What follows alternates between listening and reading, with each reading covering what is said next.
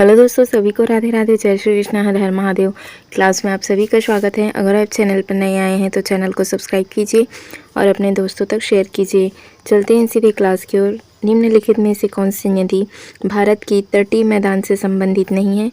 कावेरी, कृष्णा, महानदी ये सभी की सभी तटीय मैदान से संबंधित है। ब्रह्मपुत्र संबंधित नहीं है। भारत के तटीय मैदान से संबंधित नदियाँ गोदावरी, कृष्णा, कावेरी और महानदी ये सभी की सभी तटीय मैदान से संबंधित है। एक बार इसको मैप से देख। ब्रह्मपुत्र नदी इधर से आती है, ठीक है, यहाँ से तिब्बत, ये चाइना से निकलती है और ये इसको तिब्बत में किस नाम से, यारलुंग सेम्पो के नाम से जाना जाता है। ये यहाँ अरुणाचल प्रदेश से भारत में प्रवेश करती है, ठीक है। और फिर ये ऐसे आगे बढ़ते हुए ये कहाँ जाकर मिलती है? बांग्लादेश, ठीक है। ये ब्रह्मपुत्र नदी कहाँ चली जाती है? बांग्लादेश चली जाती है, ठीक। तो ये है हमारी ब्रह्मपुत्र नदी। अब हम देखते हैं कृष्णा नदी, कावेरी नदी, महानदी। महानदी का उद्गम होता है छत्तीसगढ़ में, ठीक है। इसका उद्गम होता है छत्तीसगढ़ के सिहावा पर्वत से। यहाँ आप देख पा रहे होंगे, ठीक है। ये महानदी आपको दिखाई दे रही है, ये, ठीक है। ये कहाँ जाती है? ये बंगाल की खाड़ी में जाकर मिलती है। और इस तरफ आप देखेंगे तो ये है गोदावरी नदी, ठीक है। ये भी कहाँ जाकर गिरती है? ये भी जाकर बंगाल की खाड़ी में मिलती है, ठीक। और ये कृष्णा नदी है, ठीक है। कृष्णा नदी भी किससे जाकर मिलती है? ये भी बंगाल की खाड़ी में जाकर गिरती है। ये हमारी कृष्णा नदी है, ठीक, कृष्णा। और यहाँ पर देखेंगे आप, ये है कावेरी नदी, ठीक है। ये कावेरी नदी। तो इस तरह से ये तटीय मैदान की नदियाँ हैं, ठीक। और गंगा नदी तो आप जानते ही हैं, ये हमारे आप देख पा रहे हैं गंगा नदी, ठीक है। ये गंगा नदी है ये, और इसके साथ साथ चल रही है ये यमुना नदी है, ठीक है। गंगा नदी, यमुना नदी, और ये है घाघरा नदी, ठीक है। ये है गोमती नदी, ये किसकी सहायक नदी है? ये गंगा की सहायक नदी है। आगे जाकर ये गंगा से मिलती है, ठीक है। यमुना नदी भी आगे चलकर किस में मिल जाती है? गंगा नदी में जाकर मिल जाती है। यहाँ से आ रही है कोसी नदी, ठीक। ये भी कोसी नदी भी किससे आकर मिल जाती है? गंगा से आकर मिलती है। अब चलते हैं हम अपने क्वेश्चन पर। पेन जलवायु वर्गीकरण प्रणाली के अनुसार एम किस प्रकार की जलवायु का कूट है? ये है उष्णकटिबंधीय मानसून जलवायु, ठीक है। जो एम है ये उष्णकटिबंधीय मानसून जलवायु है।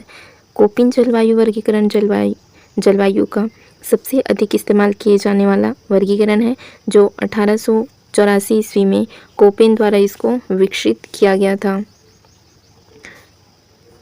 कोपेन जलवायु वर्गीकरण में शुष्कता के मौसम छोटे अक्षरों में इंगित किए जाते हैं, जैसे कि एफ है, एफ शुष्क मौसम नहीं है, एम है मानसून जलवायु, डब्ल्यू है सर्दी का शुष्क मौसम, और एस है ग्रीष्म शुष्क मौसम। नेक्स्ट क्वेश्चन देखिए, भारत के उत्तर पश्चिम क्षेत्र में सर्दियों में वर्षा किसके कारण होती है? ये होती है पश्चिमी विक्षोभ के कारण, ठीक है। भारत के उत्तर पश्चिम क्षेत्र में पश्चिमी विक्षोभ के कारण वर्षा होती है। पश्चिमी विक्षोभ ऐसे तूफान है कैस्पियन या भूमध्य सागर से उत्पन्न होती हैं। पश्चिमी विक्षोभ अत्यधिक ऊंचाई पर पूर्व की ओर चलने वाली वेस्टर्ली जेट धाराओं के साथ में यात्रा करते हैं। अब यहाँ पर देखिए, उपसौर तब होता है जब पृथ्वी खाली स्थान होती है, सूर्य के सबसे निकट होती है, उस समय क्या होता है? उपसौर होता है, ठीक है। पृथ्वी जब सूर्य के निकट होती है तो उस समय उपसौर होता है, और पृथ्वी सूर्य से जब अधिक दूरी पर होती है तो उसको हम क्या कहते हैं? अपसौर कहते हैं। और सबसे पास में जब होती है तो उसको क्या कहा जाता है? उपसौर। और दूर में होता है तो उसको कहते हैं हम अपसौर, ठीक है। दूर होता है अपसौर, पास होता है तो उसको उपसौर कहते हैं। ये कब होता है? उपसौर कब होता है? तो ये होता है 3 जनवरी को, और 4 जुलाई को क्या होता है? अपसौर होता है। पृथ्वी जब सूर्य के सबसे करीब होता है तो उस समय उसे हम उपसौर कहते हैं। यह 3 जनवरी को होता है। और अपसौर जब सूर्य पृथ्वी से सबसे दूर होता है उस समय में उसको अपसौर कहते हैं। ये कब होता है? 4 जुलाई को होता है, ठीक है। ये कब होता है? 4 जुलाई को। भूगर्भीय रूप से भारत का निम्नलिखित में से कौन सा भौगोलिक विभाजन सबसे स्थिर भूमि ब्लॉकों में से एक माना जाता है? प्रायद्वीपीय पठार। प्रायद्वीपीय पठार एक बार मैप में देखिए, भारत है, ठीक है। ये भारत है, और ये हिस्सा जो है ये आप देख पा रहे हैं, ये हमारा प्रायद्वीपीय पठार है, ठीक है। ये हिस्सा क्या कहलाता है? प्रायद्वीपीय पठार कहते हैं, इसको हम प्रायद्वीपीय पठार कहते हैं। भारत के प्रायद्वीपीय पठार की सबसे स्थिर भूमि खंडों में से एक इसको माना जाता है। प्रायद्वीपीय पठार गोंडवाना क्षेत्र के भंजन और अपवहन, ठीक है, अपवहन से ये बना है। प्रायद्वीपीय पठार अपनी उबड़ खाबड़ स्थल आकृतियों तथा फिसलन के लिए इसको जाना जाता है, प्रायद्वीपीय पठार को। फिर देखिए दिनोदर पहाड़ियाँ किस भारतीय राज्य केंद्र शासित प्रदेश में स्थित है? यह है गुजरात में, ठीक है। कहाँ स्थित है? ये गुजरात में। दिनोदर की पहाड़ियाँ गुजरात के कच्छ में स्थित है। इस पहाड़ियों पर एक तीर्थ स्थल है जिसे दिनोदर मंदिर के नाम से भी जाना जाता है।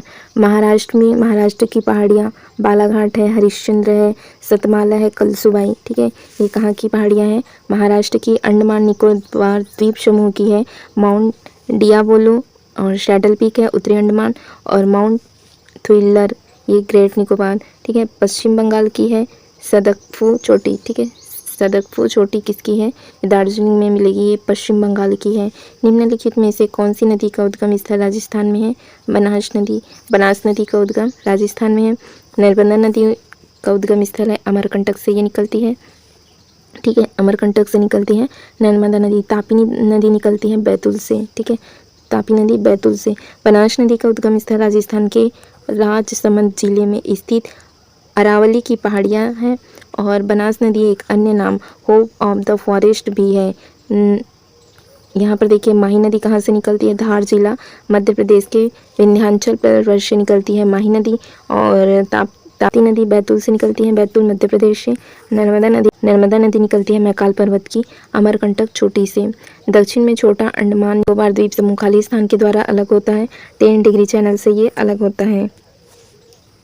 10 डिग्री चैनल लिटिल अंडमान को कार निकोबार के से अलग करती है, ठीक है, ये दोनों के मध्य है।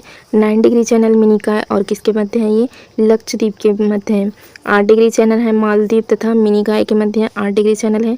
6 डिग्री चैनल है ग्रेट निकोबार और किसके भी? सुमात्रा के मध्य पर स्थित है। इसको मैप से देखिए एक बार।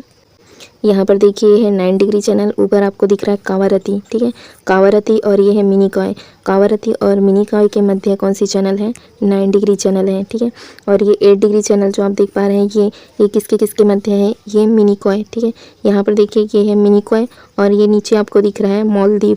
मिनिकॉय और मालदीव के मध्य है 8 डिग्री चैनल, और यहाँ पर देखिए 10 डिग्री चैनल, ठीक है, ये है। अब यहाँ पर देखिए आप देख पा रहे होंगे ये है 10 डिग्री चैनल। यहाँ पर देखिए ये है 10 डिग्री चैनल, ठीक है, ये है हमारा लिटिल अंडमान, और ये है कार निकोबार। इनके बीच में कौन सा दिखाई दे रहा है आपको? 10 डिग्री चैनल। 10 डिग्री चैनल है लिटिल अंडमान और किसके बीच में है? कार निकोबार के मध्य में है 10 डिग्री चैनल, ठीक। ये है नॉर्थ अंडमान और ये है साउथ अंडमान, ठीक है, और बीच में आपको दिख रहा है ये है क्या है? मिडिल अंडमान है, ठीक है, ये क्या है? मिडिल अंडमान है। और ये आप देखिए यहाँ पर है डंकन पास, ठीक है, डंकन पास है साउथ अंडमान। यहाँ पर देखिए ये है साउथ अंडमान, और नीचे क्या दिख रहा है आपको? लिटिल अंडमान। तो साउथ अंडमान और लिटिल अंडमान के मध्य क्या है? डंकन पास है, ठीक है, इन दोनों के मध्य में क्या है? डंकन पास है। 10 डिग्री चैनल है लिटिल अंडमान और किसके मध्य? कार निकोबार के मध्य। 9 डिग्री चैनल है मिनिकॉय और लक्षद्वीप के मध्य। मालदीव और मिनिकॉय के मध्य है 8 डिग्री चैनल, और 6 डिग्री चैनल है ग्रेट निकोबार और किसके मध्य? सुमात्रा के मध्य है। भारत का दक्षिणतम बिंदु इंदिरा पॉइंट अंडमान और निकोबार द्वीप समूह पर स्थित है। क्षोभ मंडल की औसत ऊंचाई कितनी है? क्षोभ मंडल की औसत ऊंचाई है 13 किलोमीटर की। क्षोभ मंडल वायुमंडल की सबसे निचली परत है, ठीक है। क्षोभ मंडल के बाद आता है समताप मंडल। क्षोभ मंडल के बाद आएगा समताप मंडल, जो वायुयान उड़ाने के लिए क्या होता है? सबसे उत्तम माना जाता है। यहाँ पर कोई भी मौसम संबंधी घटनाएं नहीं होती हैं। जो भी मौसम संबंधी घटनाएं होती हैं वो क्षोभ मंडल में होती है। क्षोभ मंडल वायुमंडल की सबसे निचली परत है। क्षोभ मंडल की औसत ऊंचाई 13 किलोमीटर है। इस परत में मौसम संबंधी सभी घटनाएं घटित होती है। यह परत ध्रुवों, उत्तरी और दक्षिणी ध्रुवों पर 8 किलोमीटर तथा भूमध्य रेखा पर कितनी है? ये 18 किलोमीटर की ऊंचाई तक ये पाई जाती है। क्षोभ मंडल में तापमान, क्षोभ मंडल में सामान्य ताप हाश दर प्रत्येक कितने 165 मीटर पर 8 डिग्री सेल्सियस कम होता है, ठीक है। महानदी द्रोणी का विस्तार किस राज्य में नहीं है? कर्नाटक में नहीं है।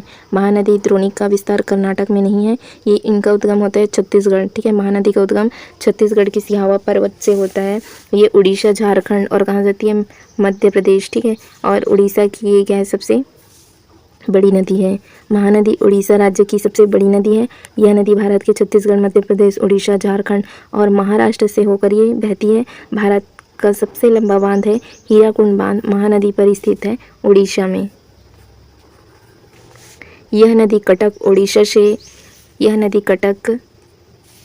कटक उड़ीसा के निकट एक बड़ा डेल्टा बनाती है और बंगाल की खाड़ी में जाकर ये विलीन हो जाती है। नेक्स्ट क्वेश्चन देखिए, उत्तरी गोलार्ध के उच्च अक्षांशों 50 डिग्री से 70 डिग्री में शानदार शंकुधारी वन पाए जाते हैं। इन्हें खालिस्तान भी कहा जाता है, इन्हें टैगा भी कहा जाता है।